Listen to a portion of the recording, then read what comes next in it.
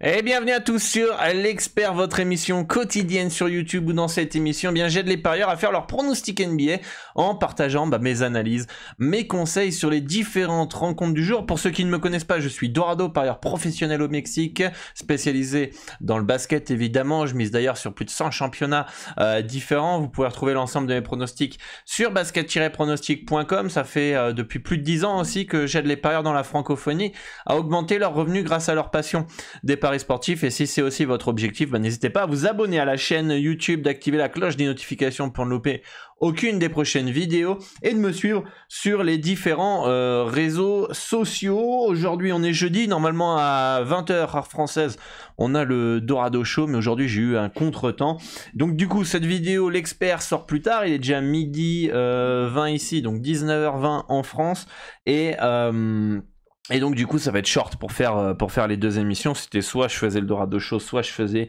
cette vidéo YouTube l'expert. Donc j'ai choisi l'expert puisque c'est tous les jours et qu'on peut reporter le Dorado Show pour jeudi prochain, c'est pas grave. En tout cas allez follow la chaîne Twitch les amis, et vous pouvez retrouver les anciens épisodes des Dorado Show sur la chaîne Twitch en replay, en vidéo et en format podcast sur Spotify et Apple Podcast. Voilà un petit peu pour les informations les amis. On a 7 matchs aujourd'hui en NBA, j'espère que vous avez fait vos analyses aujourd'hui. On a une carte qui est plutôt intéressante en NBA aujourd'hui. On va faire le petit récapitulatif de la veille. Comment s'est passée votre soirée hier soir? Pour ma part, je n'avais pas de pronostic en handicap, mais dans ma petite stratégie test over-under, on a fait le perfect hier, ça fait plaisir. Under 200, je sais plus combien, entre Portland et Memphis, ça passe. Philadelphie qui s'impose, qui prend sa revanche face au Magic 105-94. On avait le over entre Boston et Brooklyn, victoire 139-96 des Celtics. Les Rockets qui s'imposent 112-106 face au Thunder. On avait dit que valait mieux mettre une piécette sur le long terme sur Houston que sur OKC, puisque la cote pour moi n'était pas du tout value et intéressante. Minnesota qui s'impose face aux Warriors 119-114. On avait dit que ça allait pas être un match facile pour Golden State. Les Kings qui s'imposent à San Antonio 119-109. Utah qui bat Toronto 131-128. Je vous avais conseillé le over qui passe aussi, et Atlanta qui met une dérouillée à Phoenix 132-100. Et je vous avais conseillé le over dans ce match-là qui passe à l'arrache. Donc un beau 4 sur 4 en over-under. Et ça fait plaisir. On va voir ce que ça a donné, cette petite stratégie d'over-under que je teste depuis cette semaine. Je tiens un suivi sur tous les championnats que je fais. Donc on va voir ce que ça donne. On est déjà à 200, quasiment 200 pronostics en quelques jours. Et on va voir ce que ça donne sur le long terme, évidemment. Je vais peut-être vous en partager quelques-uns sur le Telegram. Le lien du Telegram est dans la description et vous pourrez sûrement retrouver quelques pronostics over-under en test sur basket-pronostic.com. Ça sera gratuit je pense, et vous avez juste à vous créer un compte sur le site et vous rendre sur la partie pronostic, sur les articles des pronostics, et vous aurez accès donc au over-under. Je vais essayer de tout mettre, mais ça va être chaud parce qu'il y a un énorme volume. Donc si j'ai pas le temps ou j'oublie, n'hésitez pas, ce sera pas grave en tout cas, mais n'hésitez pas à essayer de checker ce que je pourrais partager. Mais je vais essayer de tout mettre, mais ça va être tendu. Il y a énormément de pronostics, et que ça soit en handicap pour les membres du club et maintenant les over-under, je pourrais peut-être en oublier. Donc voilà, c'est juste, je vais essayer d'en mettre gratuitement sur le site. Donc n'hésitez pas à vous créer un compte. C'est ça que je voulais vous dire. Voilà, donc j'espère que j'ai fait une belle soirée. En tout cas, ce petit 4 sur 4 en over-under fait très très plaisir. Ce soir, 7 matchs, les amis. On va pouvoir analyser les matchs du jour avec la première rencontre. C'est les Lakers qui se déplacent en terre de Indiana. Road trip qui continue chez les Lakers. Ils partent logiquement favoris pour ma part, avec d'ailleurs en plus projection 120-118. Victoire de 2 points des Lakers, ce serait la plupart du temps ce score et cet écart-là. Et les bookmakers nous donnent un écart de 2,5 2,5 points, 2 points. On est plutôt dans les clous au niveau du handicap. Pour moi, c'est très bien placé. Il n'y a pas de value. Et on va aller checker les absences ici. LeBron James qui était incertain. Est-ce qu'il est toujours incertain d'ailleurs? L'an dernier, il est questionable.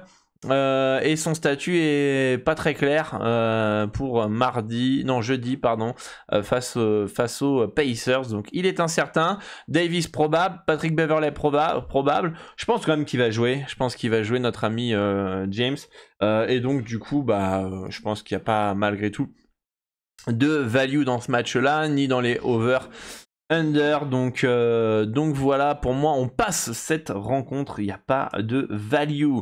Les Cavaliers de Cleveland qui reçoivent les Grizzlies de Memphis, les Grizz qui sont en back-to-back après avoir perdu hier face aux Blazers, hein, s'ils ont perdu, hein, je me suis pas trompé. Ouais, c'est ça, ils ont bien perdu. Peut-être réaction ce soir du côté des Grizz. Ça va être un déplacement compliqué à Cleveland, mais ça va pas être un match facile non plus pour les Cavs. Mes projections donnent quand même une victoire 115-109 pour Cleveland, victoire de 6 points. Et les bookmakers nous donnent un écart de 6 points. Donc on est plutôt ok sur cet handicap. Il n'y aurait pas de value, serait plutôt bien placé. Donc on laisse tomber sur l'handicap. Je pense que c'est un match qui peut partir dans les deux sens. Il y a du talent des deux côtés. Clairement, ça peut d'ailleurs partir des deux côtés. Memphis est une équipe qui rentre dans l'arc, qui lâche rien, etc. Et Cleveland dépend pas mal de Donovan Mitchell, mais c'est aussi une équipe qui défend dur, qui se bat, et ça va être un beau match. Je pense qu'on aura un match assez disputé. J'ai du mal à voir Memphis gagner largement à Cleveland. J'ai du mal à voir Cleveland gagner facilement face à Memphis. Donc de toute façon, pour moi, il n'y a pas de value dans ce match-là. C'est un beau no-bet. Match suivant, c'est les Knicks qui reçoivent le Heat de Miami. Le Heat qui est favori à New York. Pourquoi pas, mais pour moi, dans mes projections, au vu de la saison de Miami irrégulière, en plus Miami qui est dans un petit road trip, qui a été à Cleveland, qui a été où déjà qui a été à Cleveland et je me trompe pas à Indiana, mais je suis pas sûr. Là, ça se déplace chez les Knicks. Moi, mes projections donnent une courte victoire de New York. Ça inverse finalement. Les books estiment que Miami va gagner de 2 points à peu près. Moi, j'inverse. Je mets que New York va gagner de 2 points. Qui a raison? Très difficile de savoir sur le court terme, même quasiment impossible même sur le long terme, puisqu'on n'aura jamais ce même match 1000 fois dans les mêmes configurations. Donc là, très compliqué de savoir qui a raison.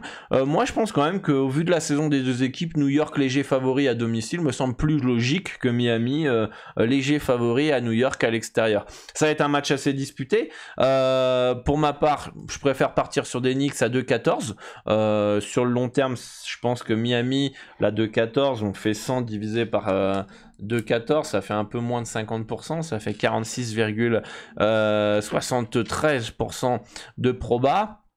Je pense que ouais, soit c'est un F0, soit c'est value les Knicks en fait finalement. Est-ce que Miami cette année gagnerait plus de 55% du temps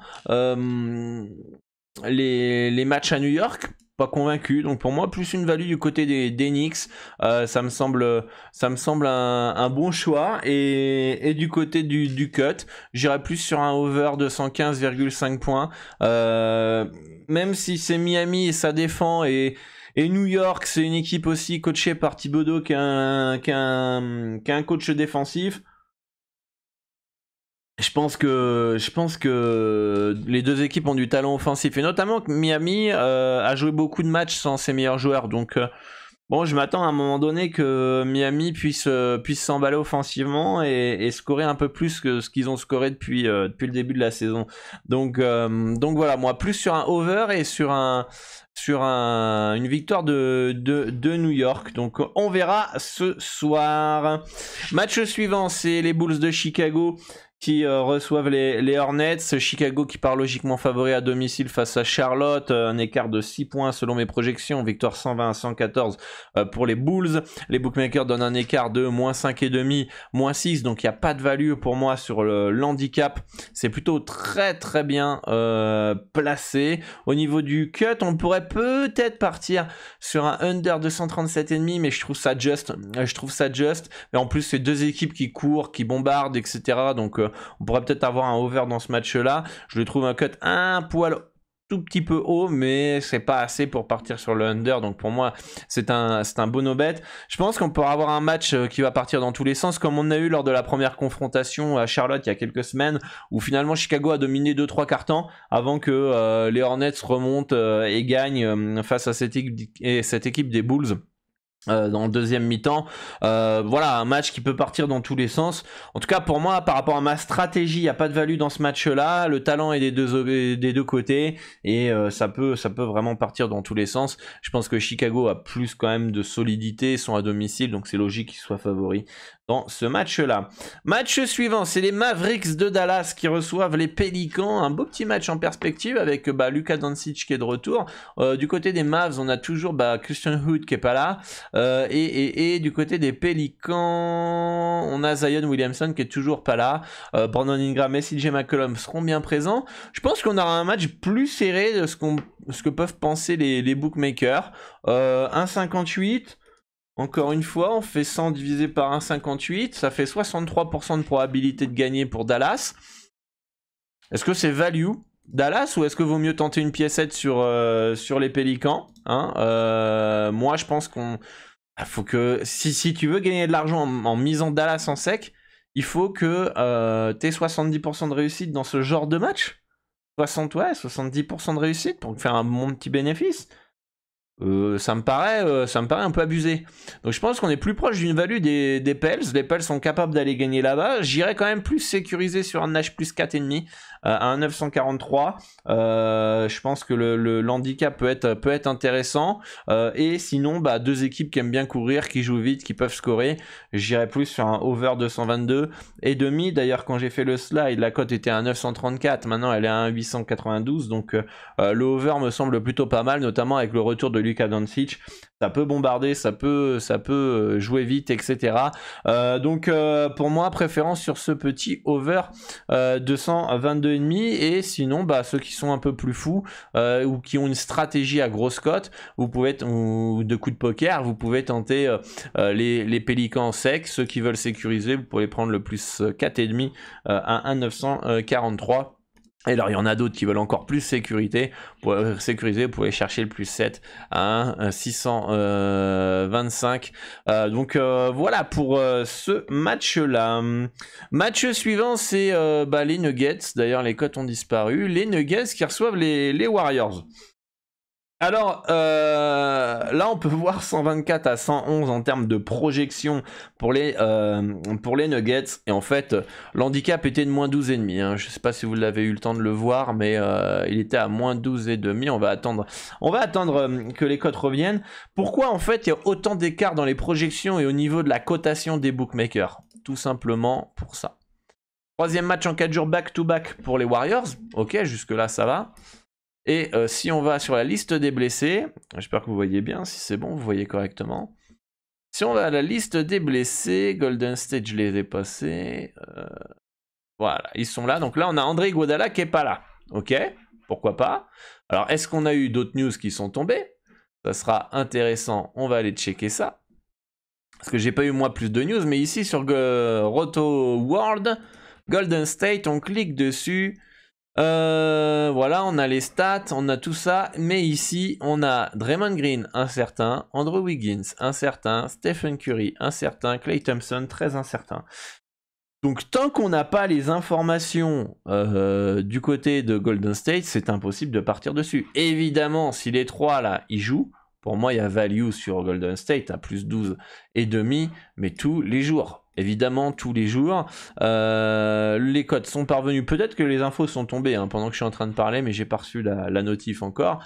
Mais en tout cas, ça me semble une belle value si les trois sont bien présents. D'ailleurs, je vais vous montrer mon fichier d'analyse. D'ailleurs, si vous voulez savoir comment j'analyse, n'oubliez pas que en prenant votre formation stratégie gagnante de A à Z, 6 clés qu'on met ensemble en place, hein, si vous n'avez pas votre stratégie gagnante, on la met en place ensemble.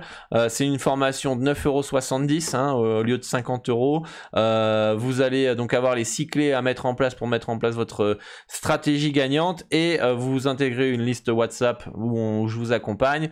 Mince, vous ne voyez plus. Voilà, et vous avez en bonus ma formation comment parier la NBA d'une valeur de 297 €, et là-dedans je vous montre mes outils, comment j'analyse, etc. Donc je pense que 9,70 € en termes d'investissement, ça vaut vraiment le coup pour connaître pas mal de mes secrets, les amis. Donc ça, c'est pour ceux qui veulent mettre en place une stratégie, que ce soit en basket, foot, tennis, comme vous voulez, et vous inspirer un petit peu de comment je bosse pour votre sport de prédilection. Donc voilà, le lien je vous le mets dans la description de la vidéo comme d'hab. Donc on va pouvoir regarder ensemble qu'est-ce qui se passe. Voilà, on est là, hop, est-ce que vous voyez correctement? C'est bon, on va aller sur les joueurs des Warriors. Là on est sur Brooklyn, on va faire CTRL F Golden State. Voilà, on y est. Ici, ok. On a Draymond Green, imaginons qu'ils sont tous présents. À part, on va mettre que Klay Thompson, pas là. Moi, ça, j'ai mes forfaits, retour. On les met tous présents et on va juste mettre Klay Thompson qui devrait pas jouer puisqu'il s'est fait quand même les croisés et le tendon d'Achille. Donc ça serait plutôt logique qu'il soit pas là. Qu'est-ce que ça nous donne comme handicap? Un moins 9,5 quand même. Hein, moins 9,5 parce que moi je pénalise de 3,5 points l'équipe qui est en troisième match en 4 jours back-to-back en fonction du résultat de la veille, etc. etc. J'ai une petite pondération, donc déjà quand même, oui, le plus 12,5 peut sembler, ce qu'ils l'ont remis, intéressant si les trois sont là, comme je vous le dis. Voilà. Si les trois sont là, on pourrait avoir une value sur le plus 10, ils viennent de la retirer, encore une nouvelle fois. Par contre, imaginons que les trois sont pas là. Alors là, on va mettre forfait. Draymond Green, Klay Thompson. Maintenant, il faut aller Curry, forfait. Je crois qu'il est là. Voilà. Et Wiggins. Mince. Wiggins, ici, forfait. Ok. Qu'est-ce que ça nous donne comme handicap? Ils sont tous forfaits. Ça nous donne un moins 15. Là, dans ces cas-là, ils sont tous forfaits. Le moins 12 de Denver est intéressant. D'accord? Donc là, très difficile de partir sur quelque chose aujourd'hui. Sans connaître plus d'informations que ça et voir comment le marché se price. Donc pour moi, il n'y a pas de value dans ce match-là. C'est un no-bet pour le moment. Et voir un petit peu comment le marché réagit en fonction des informations. Voilà. Et enfin, le dernier match de la soirée, c'est les Bucks de Milwaukee face aux Clippers. Les Bucks qui partent logiquement favoris, écart de 4 points. Les bookmakers donnent un écart de 4 points ici. Ça me paraît très bien placé au niveau du handicap. Pour moi, les Bucks sont une meilleure équipe, jouent mieux au basket et devraient pour moi s'imposer la plupart du temps. Mais en tout cas, l'écart me semble plutôt bien placé. Donc c'est un no-bet dans cette rencontre.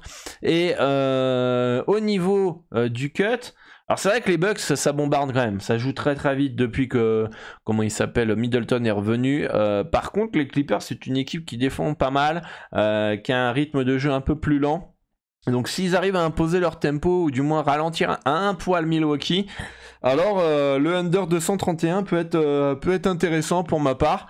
Donc voilà, mais en tout cas au niveau de la victoire ça me semble plutôt correctement bien placé. C'est logique que Milwaukee soit favori chez eux dans cette rencontre. Donc voilà un petit peu pour cette map NBA. J'ai essayé de faire un peu vite sur la fin pour pouvoir publier la vidéo pas trop tard et que vous ayez le temps de la regarder avant d'aller vous coucher. En tout cas dites-moi en commentaire ce qui vous intéresse pour cette nuit. N'hésitez pas à rejoindre le Discord si vous voulez échanger avec l'ensemble de la communauté et moi-même. N'oubliez pas aussi que si vous voulez exploser vos gains dans les paris sportifs, je vous ai fait une conférence totalement gratuite de 30-40 minutes.